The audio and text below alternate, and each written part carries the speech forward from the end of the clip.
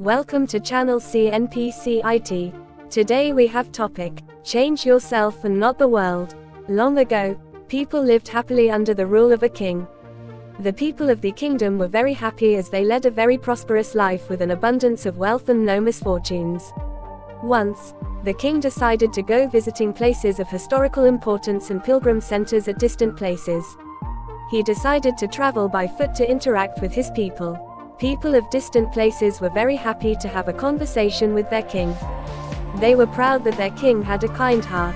After several weeks of travel, the king returned to the palace. He was quite happy that he had visited many pilgrim centers and witnessed his people leading a prosperous life. However, he had one regret. He had intolerable pain in his feet as it was his first trip by foot covering a long distance. He complained to his ministers that the roads weren't comfortable and that they were very stony. He could not tolerate the pain. He said that he was very much worried about the people who had to walk along those roads as it would be painful for them too. Considering all this, he ordered his servants to cover the roads in the whole country with leather so that the people of his kingdom can walk comfortably. The king's ministers were stunned to hear his order as it would mean that thousands of cows would have to be slaughtered in order to get sufficient quantity of leather. And it would cost a huge amount of money also. Finally, a wise man from the ministry came to the king and said that he had another idea.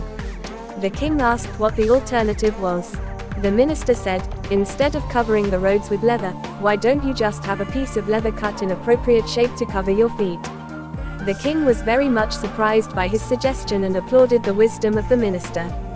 He ordered a pair of leather shoes for himself and requested all his countrymen also to wear shoes.